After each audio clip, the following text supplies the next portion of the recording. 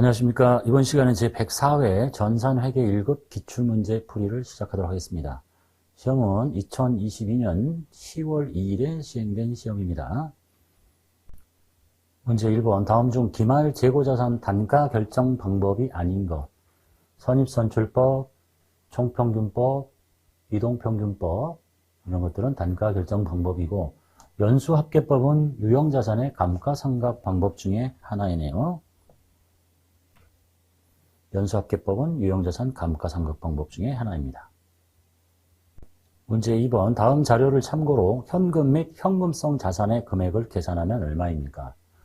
현금 및 현금성 자산, 현금, 그 다음에 우편한 증서, 통화대용증권, 그 다음에 보통예금, 정기예금 아니고 당좌예금. 이렇게가 현금 및 현금성 자산이네요. 현금 및 현금성 자산은 현금과 예금과 현금성 자산의 합계입니다.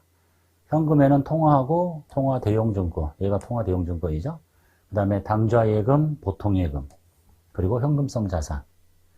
우편환 증서는 통화대용증권입니다. 저걸 다 더하면 답은 195만 원이 되겠죠. 문제 3번. 다음 중 유형자산의 취득 후의 지출과 관련된 것으로서 성격이 다른 것. 자본적 지출, 수익적 지출 찾으라는 얘기겠죠. 건물에 엘리베이터 설치는 자본적, 외벽의 도색, 수익적, 파손된 타일의 원상 회복도 수익적, 보일러의 부품 교체도 수익적. 그래서 건물에 엘리베이터 설치가 자본적 지출에 해당하고 나머지는 다 수익적 지출에 해당합니다. 문제 4번. 다음 중 무형자산과 관련된 설명으로 잘못된 것. 내부 창출된 무형자산이 인식기준에 부합하는지를 평가하기 위해서는 연구단계하고 개발단계로 구분합니다. 산업재산권, 저작권, 개발비 등이 대표적으로 무형자산이고 사업 결합에서 발생한 영업권도 포함하지 않는다. 영업권, 이거 포함됩니다. 틀렸네요. 그 다음에 물리적 형체는 없지만 식별이 가능하고 기업이 통제하고 있으며 미래 경제적 효익이 있는 비화폐성 자산입니다. 그 다음에 내부 프로젝트를 연구단계와 개발단계로 구분할 수 없는 경우에는 모두 연구단계에서 발생한 것으로 봅니다. 자, 무형자산은 물리적인 형체는 없지만 식별이 가능하고 기업이 통제하고 있으며 미래 경제적 효익이 있는 비화폐성 자산으로서 산업재산권, 저작권, 개발비 등과 사업 결합에서 발생한 영업권을 포함한다라고 일반 기업회계 기준에서 설명하고 있습니다. 해설 보겠습니다. 내부적으로 창출한 무형자산이 인식기준에 부합하는지를 평가하기 위해서 무형자산의 창출 과정을 연구단계와 개발단계로 구분한다. 그 다음에 무형자산을 창출하기 위한 내부 프로젝트를 연구단계와 개발단계로 구분할 수 없는 경우에는 그 프로젝트에서 발생하는 지출은 모두 연구단계에서 발생한 것으로 보겠다라고 하고 있습니다. 문제 5번. 다음 중 유가증권의 취득 원가 및 평가에 대한 설명으로 옳지 않은 것. 단기 매매증권은 공정가치로 평가하고 그 평가 손익은 단기의 손익으로 인식합니다. 그다음에 매도가능 증권은 시장성이 있는 경우에 공정가치로 평가하고 그 평가 손익을 단기 손익으로 인식하는 게 아니라 매도가능 증권 평가 손익은 기타 포괄손익 누계액이죠. 자본 항목에 해당합니다. 틀렸네요. 그 다음에 단기 매매증권의 취득 부대비용은 유일하게 비용 처리합니다. 그리고 만기 보유증권이나 매도가능증권의 취득 부대비용은 대원칙인 취득원가에 가산하게 됩니다. 매도가능증권을 공정가치로 평가함으로 인해서 발생하는 평가손익은 이름은 기타 포괄손익 누계액 항목으로 이름은 매도가능증권 평가이익 손실로 자본 항목에 해당합니다. 문제 6번. 다음 중 자기 주식 거래와 관련해서 자본 항목의 성격이 올바르게 짝지어진 것. 자기 주식을 내다 팔아서 이익을 받다. 자본 거래죠. 자본 조정이 아니라 자본 잉여금으로 처리해야 되겠죠. 감자 차익도 마찬가지 자본 잉여금. 자기 주식 내다 팔고 손해봤다. 얘는 자본 조정 항목이 되겠죠. 감자 차손도 자본 조정 항목. 그래서 답은 4번이 맞았네요. 자기주식 처분이익과 감자차익은 자본이여금 항목이고 자기주식 처분 손실과 감자차손은 자본조정 항목에 해당합니다. 7번 다음 자료는 기말 12월 말 결산 자료입니다. 상품 매출 원가를 계산하고 이에 대한 회계 처리를 하십시오. 팔려나간 물건만큼의 상품을 빼고 상품 매출 원가로 처리하는 거겠죠. 분계는 상품 매출 원가. 숫자를 계산하라는 얘기네요. 팔려나간 거. 기초상품 재고에다가 단기상품 매입액을 더해가지고 기말에 남아있는 걸 뺀 게 판매된 거겠죠. 근데 요 중에 뭐가 하나 들어있냐면 매입 애놀이가 있어요. 이 매입 애놀이는 매입액에서 차감해야 됩니다. 그래서 계산을 보면 기초상품 재고 단기상품 매입액에서 뭘 빼야 된다? 매입 애놀이 및 매입 할인을 뺀 금액이 이제 순매입액이 되겠죠. 여기서 기말상품 재고를 뺐더니 이게 1,030만 원이 팔려 나갔으니까 상품이라는 자산을 이렇게 빼내야 되겠죠, 이제. 그래서 상품이 대변으로 나가고 차변이 상품 매출 원가가 된다는 얘기네요. 8번 다음 중 거래의 판료소와 그 예시로 가장 적절하지 않은 것. 자산, 비용, 자산인데 신용카드 연회비 1만 원이 차변에 비용에 발생했겠죠. 카드로 결제했으니까 미지급금이니까 자산이 감소한 게 아니라 부채가 증가해야 되겠네요. 그래서 얘가 답이고.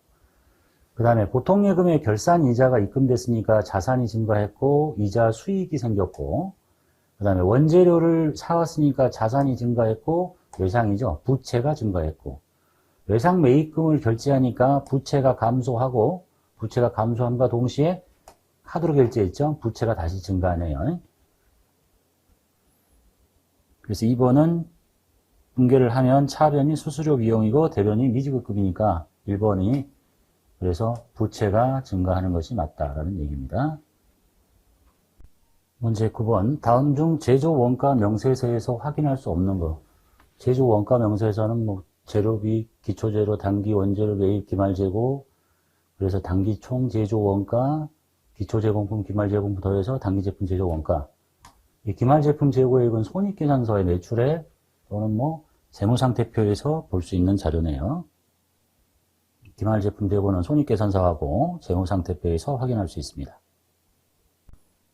문제 10번 다음 중 원가의 분류 방법과 종류가 잘못 짝지어진 거.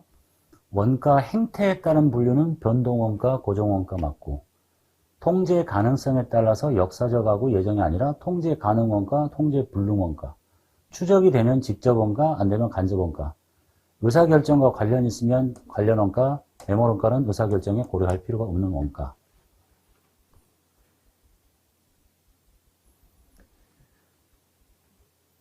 자, 통제 가능성에 따른 원가는 통제 가능 원가와 통제 불능 원가로 분류하고 통제 가능 원가는 뭐냐? 경영자의 의사결정과 행동에 따라서 영향을 받는 것. 그러니까 경영자가 하고 싶으면 하고 하지 않아도 되면 안 해도 되는 것들은 뭐 주로 재료비나 농업비, 광고비 등이 통제 가능 원가입니다. 자, 여기서 말하는 이제 예정 원가가 뭐냐? 예정 원가는 사전에 계산에 의해서 산출된 원가. 미리서 계산을 해본다는 얘기예요. 그래서 그거를 견적 원가라고 하기도 하고 추정 원가라고 합니다. 그리고 역사적 원가는 가장 비슷한 말은 실제 원가인데 그냥 우리는 흔히 취득 원가라고 하는 거. 이게 역사적 원가라는 뜻이에요. 그 다음에 관련 원가는 경영자의 의사결정과 직접 관련되어 있는 원가를 말하는 것이고 고려 중인 대안 간의 차이가 있는 미래 원가를 관련 원가. 그 다음에 매몰 원가는 과거의 의사결정에 따라서 이미 발생했고 현재 어떤 의사결정을 하더라도 회수할 수 없는 거. 그리고 의사결정에 고려할 필요가 없는 원가. 11번 다음 자료를 이용해서 기초원가와 가공원가를 계산하시래요. 기초원가는 직접 재료비, 직접 농업이니까 직접 재료비, 직접 농업 이 두 개를 합친 게 기초원가.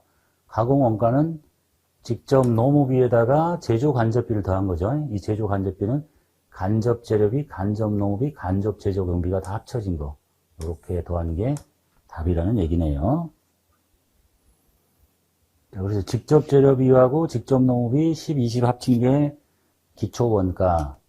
그 다음에 직접 농업비 20만 원에다가 간접 재료비, 간접 농업비, 간접 제조 경비를 합친 게 가공원가가 되겠습니다. 12번 제조 간접비 예정 배부율은 기계 작업 시간당 80원입니다. 실제 기계 작업 시간이 5만 시간일 때 배부 차이가 13만 원 과대하게 배부됐다. 그러면 실제 발생액은 얼마냐? 예정 배부액 실제 발생액 이게 과대하게 배부됐다는 얘기는 얘가 크잖아요. 그러니까 13만 원을 뺀 금액만큼이 실제 발생액일 것입니다. 예정 배부액은 실제 기계 작업 시간 5만 시간에다가 예정 배부율을 곱하겠죠. 80원. 그래서 요 금액에다가 13만 원을 뺀 게 답이 되겠네요.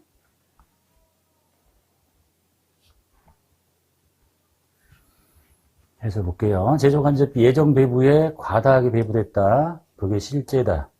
예정 배부액은 실제 기계 작업 시간에다가 예정 배부율을 곱하는 겁니다. 그래서 5만 시간 곱하기 80원. 과대 배부된 거 뺐더니 그게 실제 발생액이다. 라는 문제가 되겠습니다. 13번 다음 중 부가가치세법상 재화의 공급에 해당하는 것 담보 제공 공급으로 보지 않습니다. 사업장별로 사업에 관한 권리와 의무 중에 일부를 승계하는 것은 공급으로 봅니다. 사업용 자산을 지방세법에 따라 물납하는 것도 공급으로 보지 않습니다. 도시 및 주거환경정비법에 따른 수용 및 국세징수법에 따른 공매도 공급으로 보지 않습니다. 자, 해서 볼게요. 사업장별로 그 사업에 관한 모든 권리와 의무를 포괄적으로 승계를 시키는 경우에는 재화의 공급으로 보지 않습니다. 그리고 여기가 일부만 했대잖아. 그러니까 얘는 공급이다 라는 얘기네요. 재화의 공급으로 보지 않는 경우 살펴봅시다. 재화를 담보로 제공하는 것, 질권, 저당권 또는 양도담보의 목적으로 동산, 부동산 및 부동산상의 권리를 제공하는 것은 재화의 공고로 보지 않습니다. 그 다음에 법률에 따른 조세를 물납하는 것, 사업용 자산을 상속세 및 증여세법, 지방세법 및 종합부동산세법에 따라서 물납하는 것은 공급으로 보지 않습니다. 그 다음에 법률에 따른 공매나 경매, 국세징수법에 따른 공매, 민사집행법에 따른 경매에 따라 재화를 인도하거나 양도하는 것은 재화의 공급으로 보지 않습니다.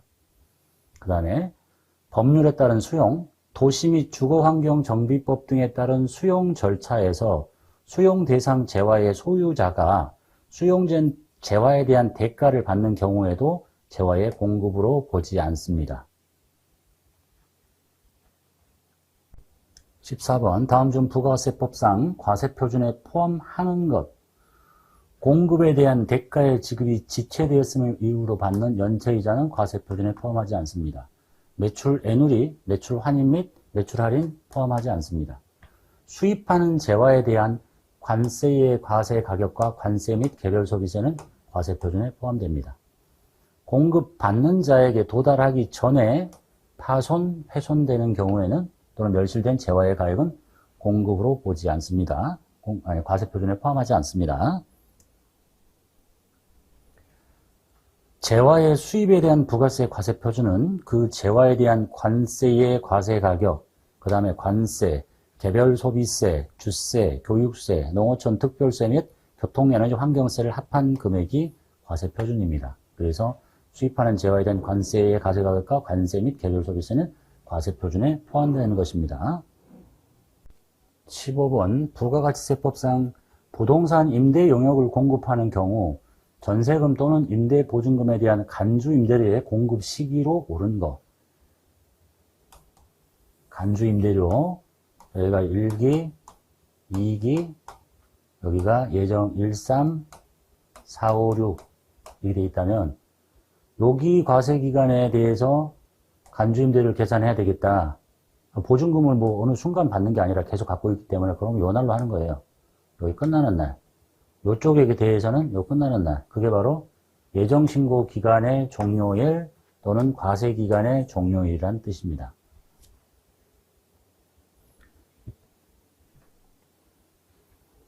부동산 임대 용역을 공급하는 경우에 전세금 또는 임대보증금에 대한 간주 임대료의 공급 시기는 예정신고기간 또는 과세기간의 종료일입니다. 자, 여기까지 해서 강의를 마치도록 하겠습니다.